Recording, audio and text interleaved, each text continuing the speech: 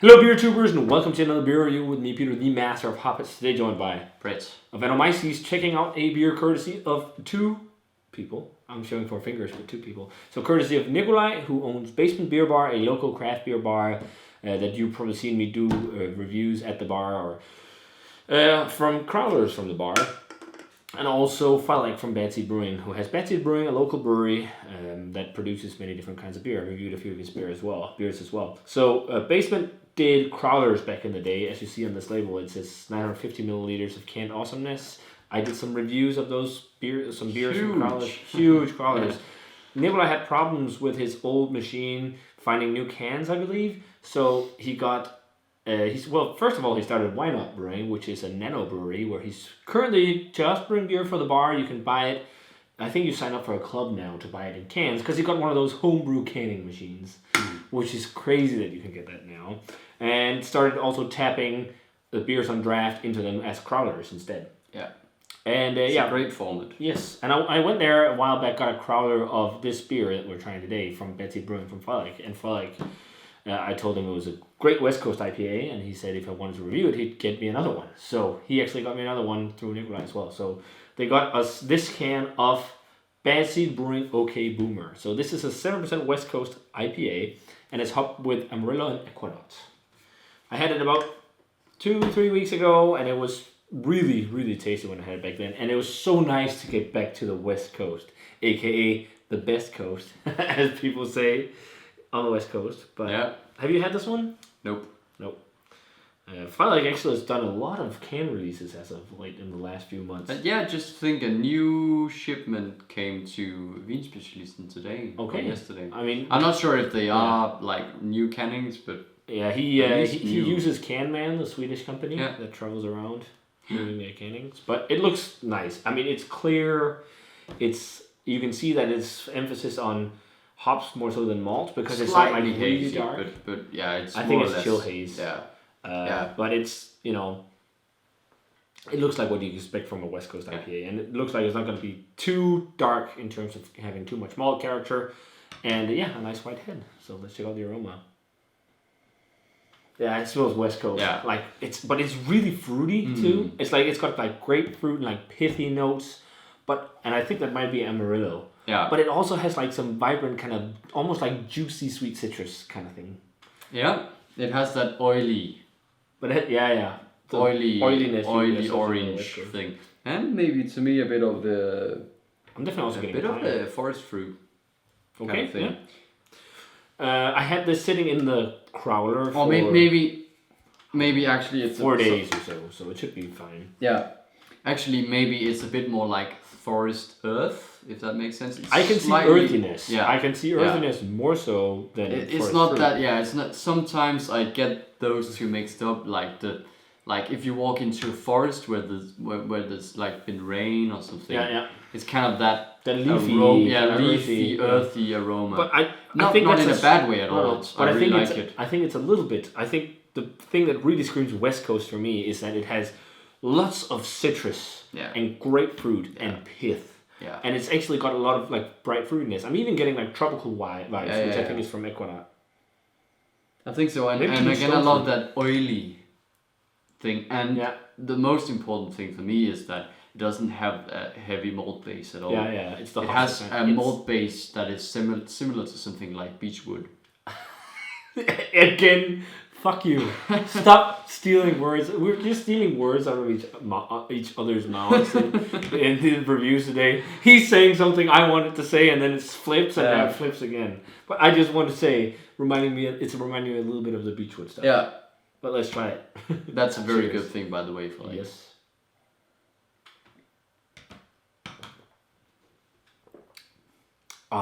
Bitterness. That is a really good West Coast IPA. Yeah. Super clean, very orange and sweet citrus on the flavor compared to the aroma. Like loads of sweet, fruity, juicy citrus, but also like the pithy, oily stuff. And I get the earthiness too. Yeah, on the aftertaste. It has the aftertaste. It has like that garlic onion thing. Almost, yeah, like almost like a dusty, earthy garlic onion type thing. because it has this almost like a slightly like a dirty kind of finish to it. Like almost, if you can say, gritty. Gritty, yeah, exactly. Yeah, but that's what you kind of wanted. It's the edge of the West Coast, I guess, with the bitterness as well, like the bitterness of the hops playing. It's not like too bitter. I've had West Coast IPAs. It's been much more bitter than this. It's more, but if you compare this to a New England IPA, it's quite bitter. Yeah. Yeah. Which is the new thing that is, everywhere. But it's so awesome to see him brew West Coast IPAs because I miss this style so much. Yeah. And it's a style actually fresh is amazing. He actually brewed a West Coast IPA with slow burn. He also brewed a black IPA, I saw. Yeah, the one at Vinspecialisten. Oh, I didn't know it was released yet. But Frederik from Bad Seed also just brewed a West Coast double IPA this weekend in Copenhagen. Slow Burn is a newer Danish brewery.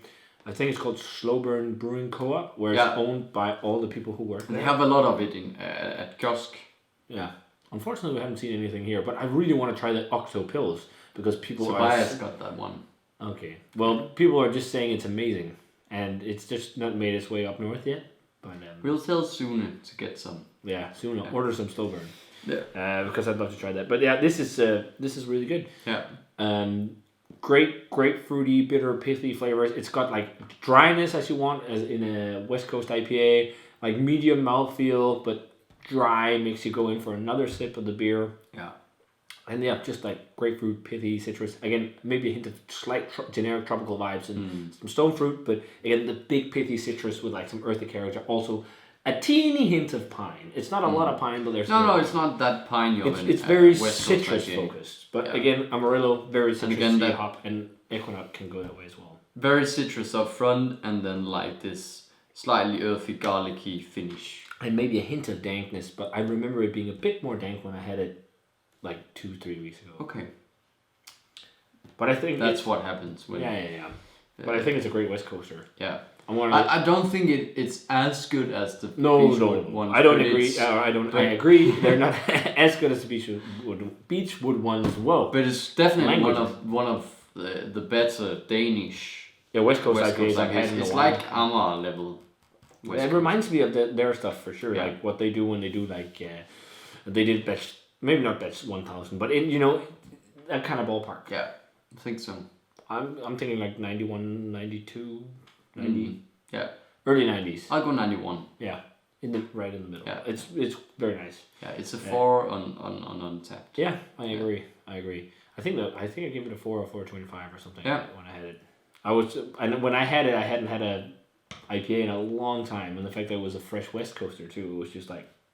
Yeah, but I could imagine this one maybe 2 or 3 weeks ago would be even better because West Coast IPAs are just so pungent when they are dead fresh. I think they're better drunk really fresh than New England IPAs, oddly enough. But New England IPAs also have all the esters and whatnot. West Coasters are about pure hop. Very clean beers. New England IPAs usually need 2 weeks, maybe 3 weeks. We had like, when we went to Kiosk, we had a 0-day-old dry and bitter IPA and a 1-day-old double DPD. Actually, the double DPD was awesome, like really balanced, but the other one kind of needed those 2-3 weeks. Yeah, so saturation of hops, but that's how it is. But yeah, really great stuff. Good job, Frederik. Definitely check out Bad Seed Brewing if you get the chance. Again, cans are coming out now, not on the regular, but more often. So keep your eyes peeled. And also, if you're in Aalborg, definitely check out Basement Beer Bar and keep an eye on Why Not Brewing. We're going to be reviewing reviewing our first Why Not Brewing beer today as well. Yep. From his nano brew project. So that'll be fun from Nikolai. So if you guys are from Denmark and had a chance to try OK Boomer, let us know what you thought of it. As always, remember to comment, subscribe, check out the Facebook fan page and Twitter and Instagram. Give this video a thumbs up if you enjoyed it. And what's your favorite West Coast IPA? Oh yeah, that would be great to hear. Yeah. Did you know they released Pliny the Younger in bottles? And I might have been able to get one. Sounds awesome. I hope so. We'll figure out if you got one very soon. Let us know. Hopefully in the next few days. If any of you guys got an extra bottle, let us know. Yeah. It won't be amazing. Yeah. Do a trade. But yeah, let us know what your favorite West Coast IPA is. Thanks to Nikolai and Flag for the beer, and we're going to say cheers again. Cheers. See you guys in another beer review.